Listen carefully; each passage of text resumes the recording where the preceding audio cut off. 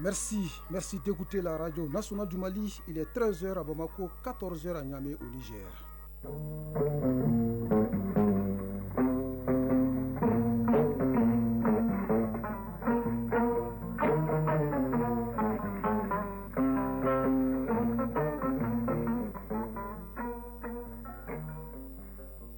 Le journal Bourama Traoré. Mesdames et messieurs, bonjour et bienvenue dans la deuxième édition du Mali Actualité, les titres. Les Maliens du Niger apportent leur soutien aux autorités de la transition. Ils ont donné de la voix au cours d'une rencontre avec le Premier ministre en visite dans le pays. Un marché paysan pour mettre à la disposition de la population des produits agroécologiques et biologiques sains. Une innovation qui vise à promouvoir le consommé local malien. Un grand consommateur des produits Made in Mali nous explique le nouveau concept. C'est un constat écœurant des ressources naturelles complètement détruites, doublées de l'utilisation des produits prohibés. Cela se passe à Kangaba. Une délégation du ministère en charge de l'environnement en a fait le constat. Les échos dans cette édition. Au Mozambique, des voix s'élèvent pour dénoncer le silence de la communauté de développement de l'Afrique australe. Un silence perçu comme un manque de courage politique. Le président sud-africain Cyril Ramaphosa a dépêché sur place une délégation pour tenter d'instaurer un dialogue. Aux États-Unis, l'ancien président Jimmy Carter tire sa révérence. Il est décédé hier à l'âge de 100 ans. Il était connu pour son sens de la diplomatie et son attachement au respect des droits de l'homme. Les hommages se multiplient. Le Mali ne sera pas présent au CHAN 2025. Les aigles locaux n'ont pas pu faire mieux qu'un match nul 0 partout contre leurs homologues mourabitoun de la Mauritanie, synonyme d'élimination. Les détails en fin d'édition. C'est tout pour les titres. Le Premier ministre, général Abdoulaye Maïga, poursuit sa visite de travail et d'amitié au Niger. Il a assisté hier aux côtés de ses homologues du Burkina Faso et du Niger à la finale de la 45e édition du championnat national de lutte traditionnelle. Ensuite, il s'est entretenu avec une délégation des Maliens vivant au Niger. Au centre des échanges, la situation socio-politique et sécuritaire du pays. À l'issue de la rencontre, le président du Conseil des Maliens du Niger, Mahamad Alassane Tikina Maïga, s'est confié à nos envoyés spéciaux à Niamey, Mamari Kone et Aliou Touré.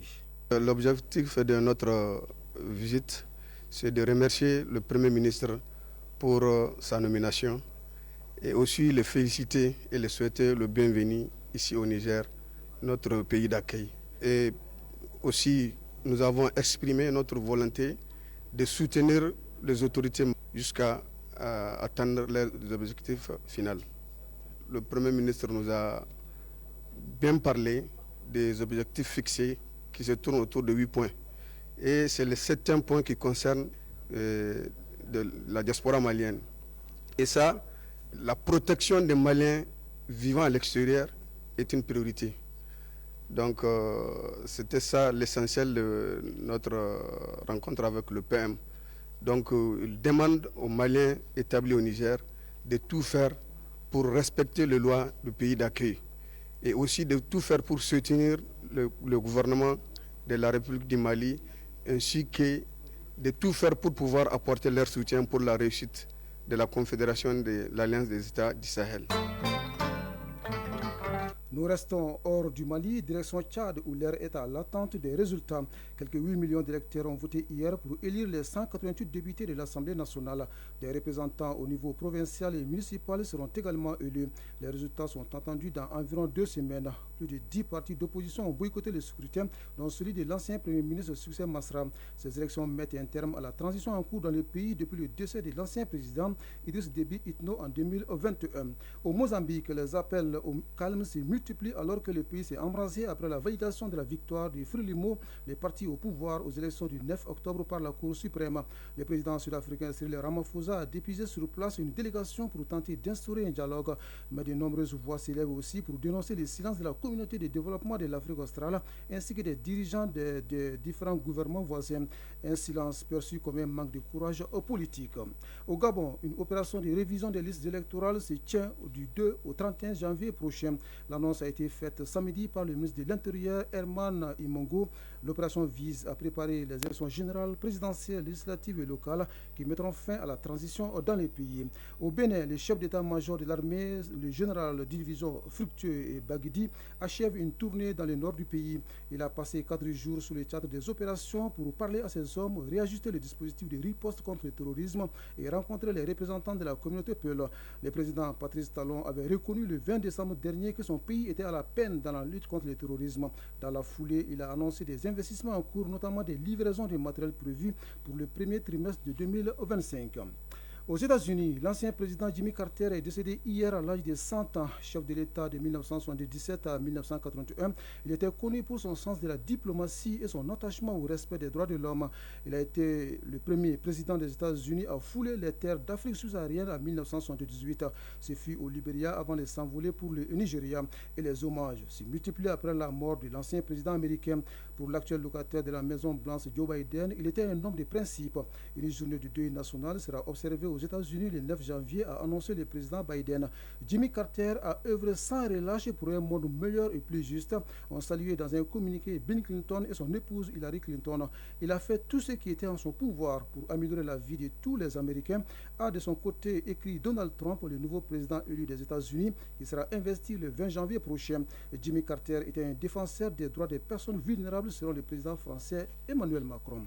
En Corée du Sud, le président par intérim décrète 7 jours de deuil national suite au crash d'un avion dans la nuit de samedi à dimanche. L'accident a fait 179 morts. Seules 2 personnes ont survécu, 2 membres de l'équipage, un homme et une femme.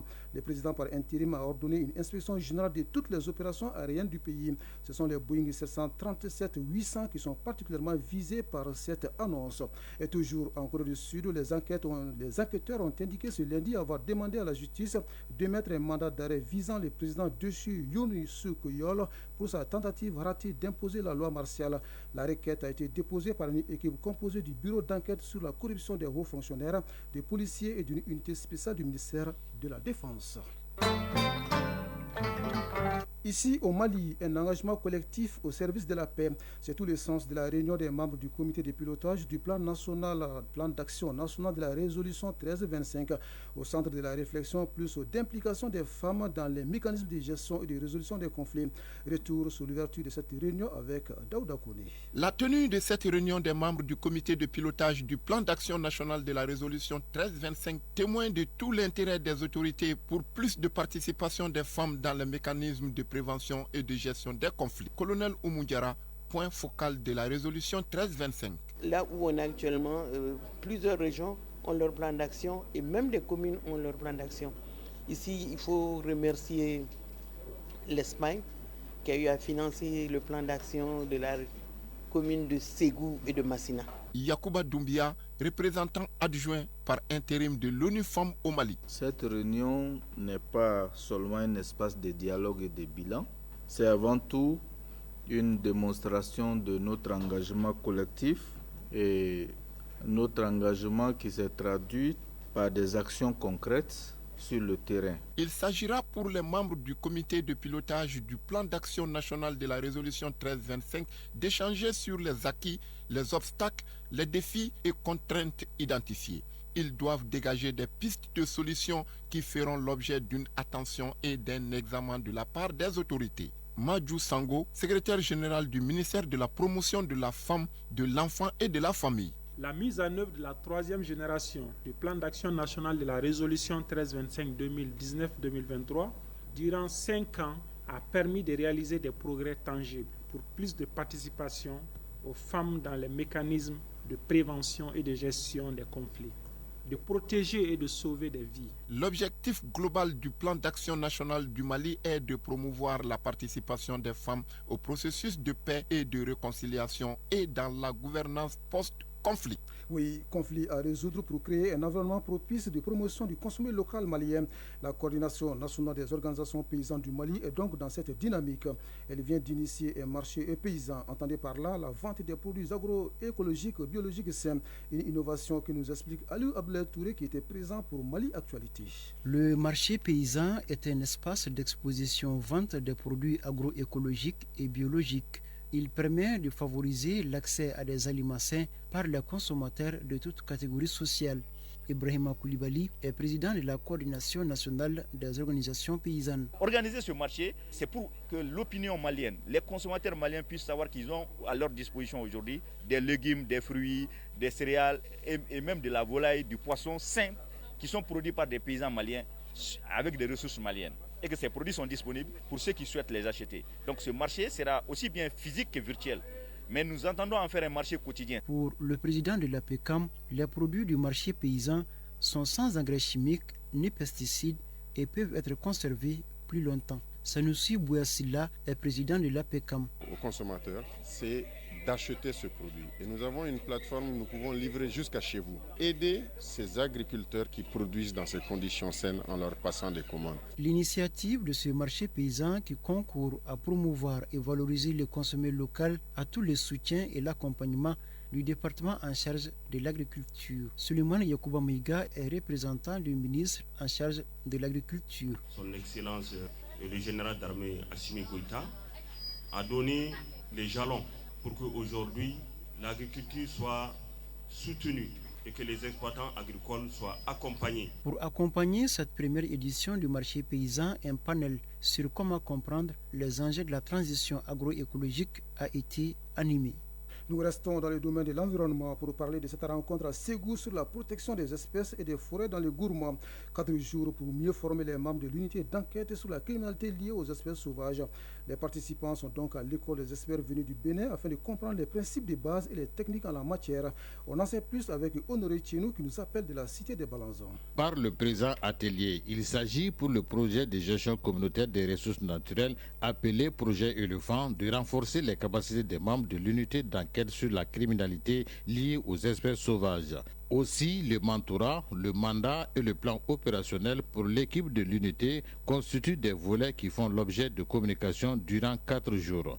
Ndié Ahmed Sissé, coordinateur national du projet Éléphant. L'unité ne pouvait pas être opérationnelle tant qu'ils ne reçoivent pas de formation qui leur permette d'avoir au moins un plan opérationnel, faire le mentorat, et puis avoir d'autres formations par rapport aux enquêtes, par rapport aux saisies, pour qu'ils puissent en tout cas être très rentables pour le projet. Ces journées permettront de doter les participants des principes de base et des techniques nécessaires pour la bonne compréhension et l'application des textes sur la criminalité liée aux espèces sauvages et aux forêts, entre autres. Brema Ongweba, directeur du cabinet du gouverneur de Ségou. L'objectif sera atteint grâce à la mise en œuvre de la composante 1, qui est le renforcement du cadre législatif et de la capacité nationale à lutter contre la criminalité liée aux espèces sauvages, et de son produit 1, l'amélioration du règlement national et des capacités à contrôler la criminalité liée aux espèces sauvages de faune et de flore. Le projet doit, à ce titre, être considéré comme une priorité parmi les priorités du gouvernement de la transition. Une trentaine de participants sont venus de Bamako, Badjangara, Tombouctou et Douanza pour cette rencontre. Ségou, Honoré Tchené, Bagadi Traoré pour l'ORTM. Et nous n'allons pas changer de sujet, mais la réalité est tout autre. À Rabat, les ressources naturelles sont exploitées de façon anarchique, doublée de l'utilisation des produits prohibés. À l'origine, les exploitants miniers en a fait lors d'une visite sur le terrain. C'est ce que nous rapportent nos envoyés spéciaux à Kangaba, Aluseni Touré et Sambou Diakiti. Première étape, le site de Dengolé dans le village de Banankoro. Ici, le permis de recherche est attribué à une société étrangère sur seulement 10 hectares. Mais contre toute attente, les autorités ont constaté une extension du périmètre et surtout la présence sur le site d'autres acteurs probablement en sous-traitance. Modibo Sako, chef de cabinet du ministère de l'Environnement, de l'Assainissement et du Développement durable. Nous sommes dans un site où il y a un permis environnemental. Et malheureusement, le permis environnemental dont vous faites allusion est délivré avec des exigences. Et donc ces exigences-là, on constate, ne sont pas respectées dans ce site-là. Donc ça, c'est vraiment le premier constat. Il y a d'autres irrégularités, notamment la sous-traitance qu'on voit sur un même site. Et donc ça, c'est des choses à revoir. Après le constat, place à présent à la gestion des conséquences. Les autorités se disent décidées à mettre en œuvre les directives élaborées dans ce sens. Au-delà de l'information, c'est s'apprêter maintenant à occuper le terrain, à être proactif, être présent sur le terrain, appliquer les textes, réprimander. D'autres irrégularités sont constatées notamment sur le site de Tombola. Ici, la terre craquelle irrémédiablement face à l'exploitation excessive et désordonnée du sol menacé d'effondrement. Autre site, autre réalité, nous sommes sur le site de Teguedan, dans la commune rurale de Kanyogo, où de nombreux exploitants s'affairent sur l'eau. Sur cette partie du fleuve Niger, l'eau a tout simplement changé de couleur. Ce connaisseur de la zone et de ses réalités environnementales tire la sonnette d'alarme. Sidi Doumbia, correspondant de presse à Kangaba. Les cours d'eau qui prennent leur source en Guinée et qui viennent se déverser dans le Niger au niveau Mali, ces eaux-là sont souillées. Dans l'île du fleuve, il y a des dragues, mais pas du côté guinéen. C'est du côté malien seulement qu'il y a des dragues. Parce que c'est interdit en Guinée, ils viennent tous chez nous ici. Ici à Kangaba, comme partout ailleurs au Mali, l'exploitation minière artisanale cause d'énormes dégâts à l'environnement. Aussi, les exploitants respectent rarement le contenu du cahier de charges.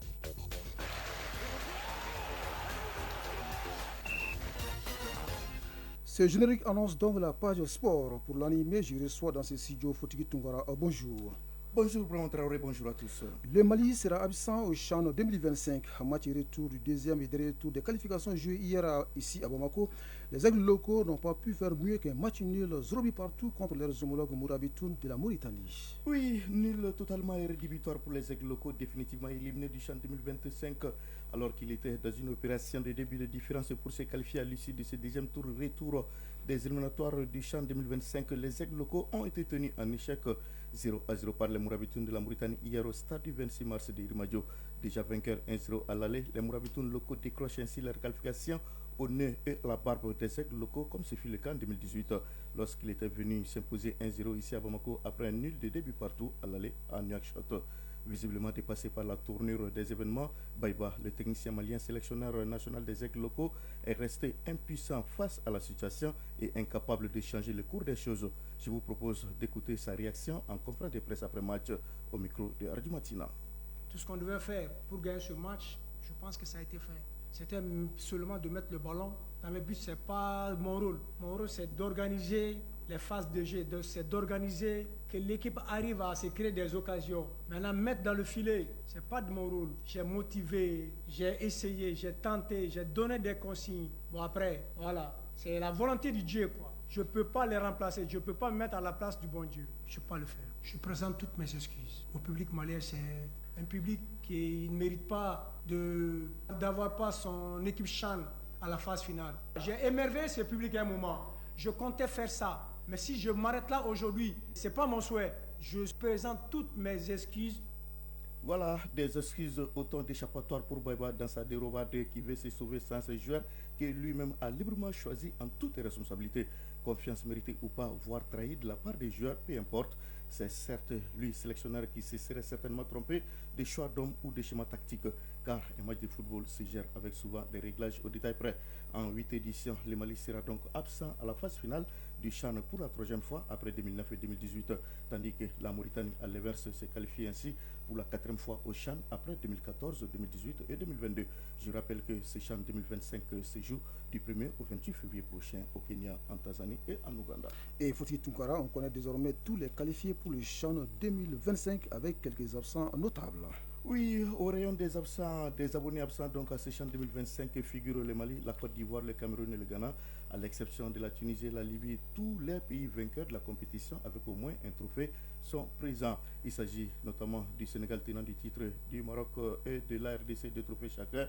À cela donc s'ajoutent le Niger, le Burkina Faso, la Mauritanie, la Zambie, la Centrafrique, le Nigeria, le Rwanda, le Congo-Brazzaville, le Soudan, l'Angola et Madagascar, sans oublier les trois pays hôtes, la Tanzanie, l'Ouganda et le Kenya. C'est le novice donc, du groupe qui participera pour la première fois au CHAN, les autres ayant au moins une fois participé à la compétition. Nous restons dans le domaine du football pour parler de la 5e journée du championnat national de Ligue 1 professionnel qui débute demain mardi. Oui, trois matchs donc sont au programme de ce jour inaugural de cette 5e journée, Boxing Day à la malienne du championnat national de Ligue 1 professionnel demain mardi. Sur les trois matchs, deux sont donc au stade de Mamadou Konaté en première heure à 16h. L'histoire se jouera contre le stade malien de Bamako, puis à 18h, la SRA de Bamako affrontera le FC Diarra. À 15h45 au stade Salifou Keita de Kati, l'ASCO sera opposé à l'AS Bakardian de Barawili. Mercredi à 15h45 toujours au stade Salifou Keita de Kati, les étoiles du Mandé seront face aux 11 créateurs de Nyarela. au stade Mamadou Konaté. L'AS Police croisera les fers avec l'US Bougouni à 16h et à 18h, Afé en découdra avec l'US Bougouba. Le match Djulba AC Binga FC est reporté à une date ultérieure. Enfin, parlons de la Coupe du Mali de volleyball hommes et dames. Les finales se jouent cet après-midi. Ce sera dans la salle Abdallah Mahamana Aydra du stade du 26 mars de Rimadio chez les dames. Le centre de formation de volleyball de Dadabougou affrontera l'Issoise en finale ce lundi. En demi-finale disputée hier, le CFVD a battu l'AS Commune 5 par 3-7 à 1. Dans l'autre demi-finale, l'Issoise a gagné contre l'AS 1008 logements par 3-7 à 0. Chez les hommes, l'AS 1008 logements jouera en finale contre l'AS Commune 4. En demi-finale jouée hier, l'AS 1008 logements a dominé l'AS Commune 5 par 3-7 à 2 au tie-break, c'est-à-dire à l'issue de la prolongation. De l'autre côté, l'AS Commune 4 a disposé de l'Issoise par 3-7 à 1. Merci Fodjit Tongara pour toutes ces précisions qui met d'ailleurs un terme à cette deuxième édition de Mali Actualité, qui vous a été servi par un trio à la mise en onde Absé Traoré, à la mise en ligne Badi Touré et au micro Brahma Traoré. Merci à vous de nous avoir suivis. Le prochain rendez-vous avec l'information, c'est à 19h30. Belle journée à vous, où que vous soyez.